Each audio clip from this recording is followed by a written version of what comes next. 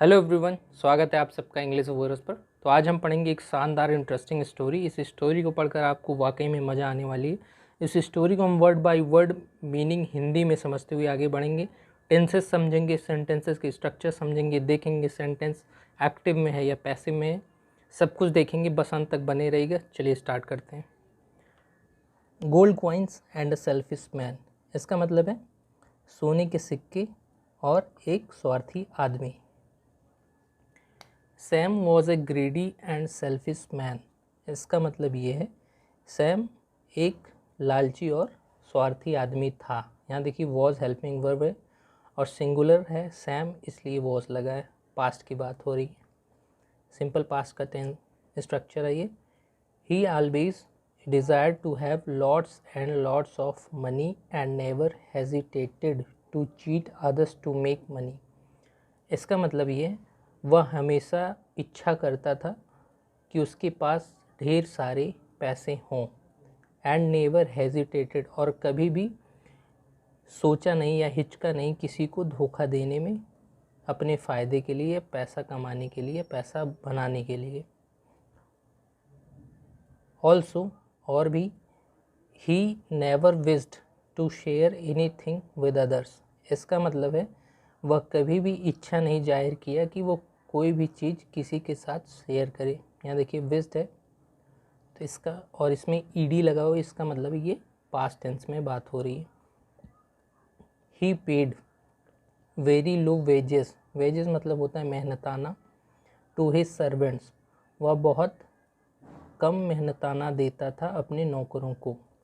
However, हालांकि, one day, एक दिन, ही लर्नड अ लेसन, उसने एक पाठ सीखा, दैट चेंज हिज लाइफ, जो उसका जीवन बदल दिया, फॉर एवर, हमेशा के लिए।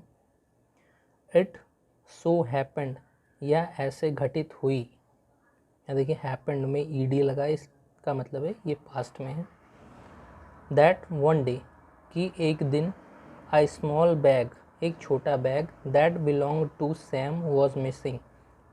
बिलोंग्ड मतलब होता है किसी का होना, तो यहाँ बात हो रही सैम का होना। जो बैग सैम की थी वो मिसिंग थी, मिसिंग मतलब खोना। The bag had 50 gold coins in it, इसका मतलब है यहाँ देखिए हैड है, बैग है सिंगुलर, और सिंगुलर के साथ पोजेशन दिखाने के लिए पास्ट टेंस में हमेशा हैड यूज़ होता है। तो ये सेंटेंस जो है पास्ट में है। इसका मतलब ये है कि उस बैग में 50 सोने के सिक्के थे। Sam searched high and low for the bag, यहाँ देखिए हाई एंड लो मतलब होता है सर्वत्र या हर जगह। इसका मतलब है सैम जो था वो उस बैग को हर जगह खोज चुका या खोजा। But could not find it, लेकिन उसे पा ना सका। यहाँ देखिए कुड एबिलिटी बताता है पास्ट में, और कैन एबिलिटी बताता है फ्यूचर और प्रेजेंट में। सैम्स फ्रेंड मतलब सैम का जो दोस्त था, एंड नेबर्स, और पड़ोसी, also joined in the search, वो भी शामिल हो गए उस चीज़ को खोजने में। बट ऑल देयर एफर्ट्स, लेकिन उनके सारे प्रयास, वर इन वेन, व्यर्थ गए। वेन मतलब होता है व्यर्थ में या बेकार होना। एफर्ट्स देखिए यहाँ प्लूरल है, इसलिए इसके साथ हेल्पिंग वर्ब वर आई, और बात पास्ट में हो रही इसलिए वर लगा। After a couple of days, इसका मतलब है कुछ दिनों के बाद। The 10-year-old daughter, the 10-year-old daughter of a man working for Sam found the bag, इसका मतलब है कि 10 साल की एक छोटी बच्ची जो किसकी थी, एक आदमी की जो काम करता था सैम के लिए, बैग पाई। यहाँ देखिए फाउंड जो है ये पास्ट फॉर्म है फाइंड का, तो वो बच्ची जो है बैग पा जाती है। She told her father about it, वह अपने पिता को इसके बारे में बताती है।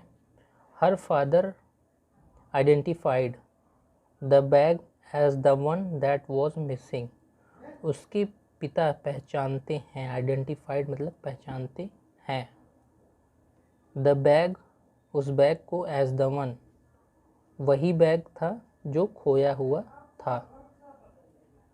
एंड इमीडिएटली, और तुरंत ही,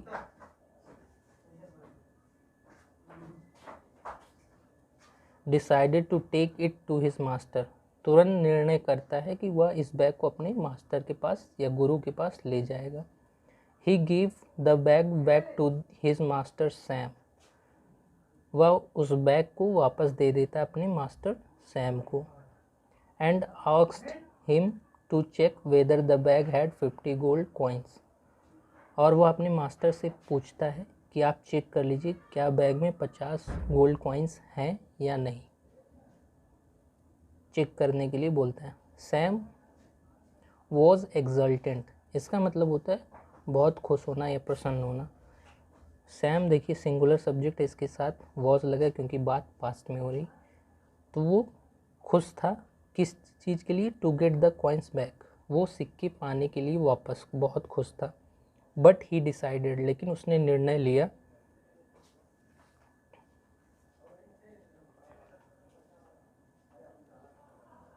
टू प्ले अ ट्रिक, एक चाल खेलने के लिए। ही साउटेड एट हिज वर्कर, वह चिल्लाया अपने वर्कर या नौकर पे, आप ऐसे समझ सकते हैं नौकर। There were 75 gold coins in this bag, वो कहता है कि इस बैग में 75 सोने के सिक्के थे। बट, लेकिन, यू गेव मी ओनली 50, तुमने मुझे केवल 50 दिया।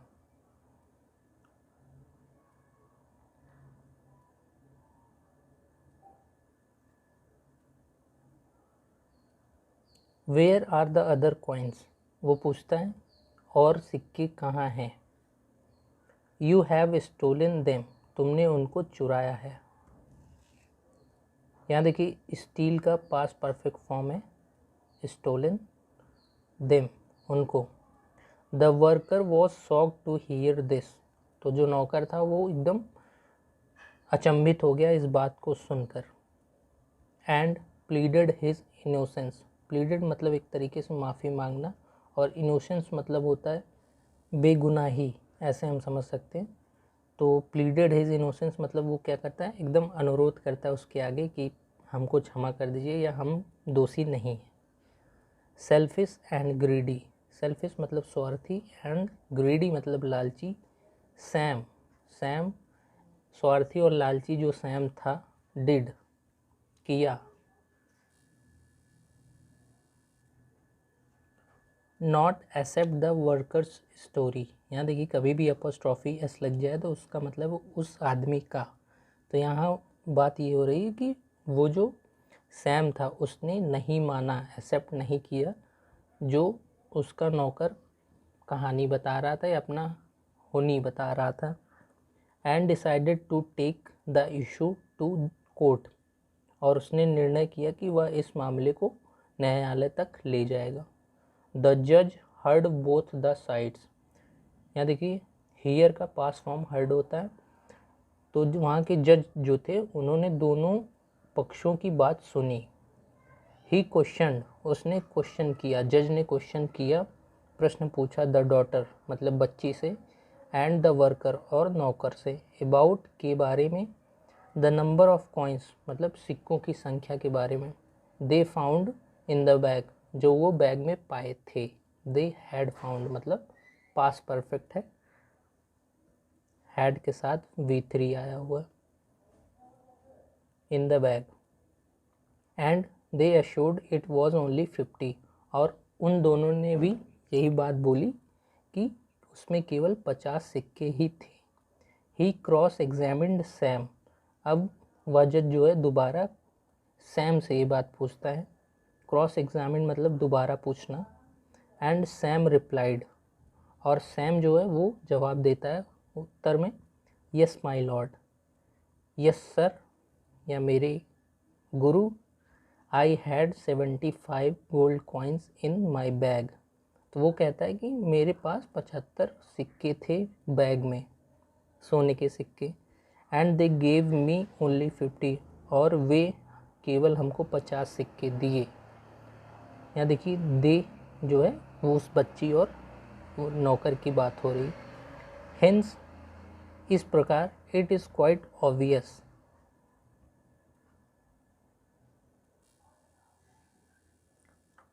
इस प्रकार यह बहुत स्पष्ट है, दैट कि दे हैव स्टोलन 25 कॉइन्स, कि वे 25 गोल्ड कॉइन्स जो है वो चुरा लिए हैं। द जज देन आस्क्ड, तो वहाँ का जो जज था वो फिर पूछता है, are you sure that your bag had 75 coins, क्या तुम एकदम निश्चित श्योर और पक्के हो कि तुम्हारे बैग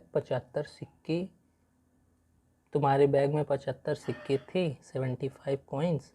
सैम नॉडेड वाइगोरसली, यहाँ देखिए नॉडेड मतलब होता है सिर हिलाना सहमति में, वाइगोरसली मतलब होता है बहुत उत्साह के साथ, ऊर्जा युक्त। तो सैम जो है अपना सर हिलाता है ऊर्जा युक्त की तरह। द जज देन मेड हिज जजमेंट, उसके बाद जो जज था उसने अपना डिसीजन या न्याय दिया। मेड देखिए ये पास्ट होता है मेक का। Since Sam lost A bag of 75, यहाँ देखिए डबल इन्वर्टेड कॉमा में जज का स्टेटमेंट है। सिंस जैसे कि सैम ने 75 गोल्ड कॉइन्स का बैग खोया, एंड द बैग फाउंड, और जो बैग मिली बाय द गर्ल बच्ची को, हैड ओनली 50 कॉइन्स, केवल 50 सिक्के थे। It is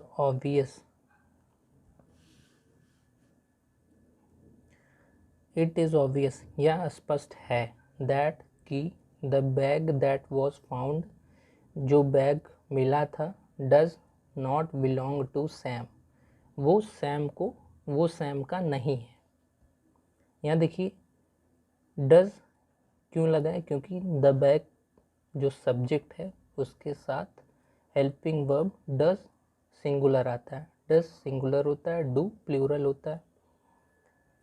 it was lost by someone else, यह बैग जो मिला है जिसमें 75 सिक्के हैं वो किसी और का है, किसी और के द्वारा खोया गया है।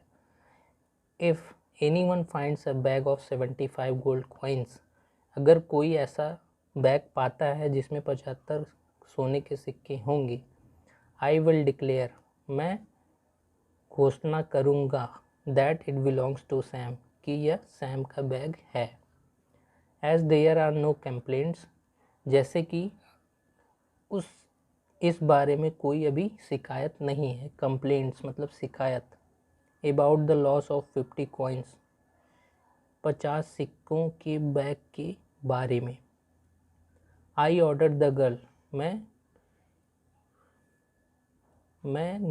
कहता हूँ या ऑर्डर करता हूँ बच्ची को, एंड हिज फादर, उसके पिता को, to take those 50 coins as a token of appreciation, कि वो ये 50 सिक्के ले लें as a token of appreciation, इसका मतलब है सराहना के प्रतीक के रूप में। यहाँ देखिए टोकन जो होता है एक प्रतीक, ऐसे समझ लीजिए, टोकन एक प्रतीक के रूप में आप कह सकते हैं, प्रतीक ऑफ अप्रिशिएशन मतलब सराहना का, फॉर देयर हॉनेस्टी, उनकी ईमानदारी के लिए। तो यहाँ तक स्टोरी ख़त्म होती है। अब इसके बाद एक थॉट है, वो ये है, honesty will always be rewarded, इसका मतलब है ईमानदारी हमेशा पुरस्कृत की जाएगी, एंड ग्रीड पनिश्ड, और जो लालच है उसको सज़ा दी जाएगी। तो दोस्तों आज की स्टोरी यहीं तक थी, अच्छा लगा हो ज़रूर सब्सक्राइब करिएगा। जय हिंद, जय भारत।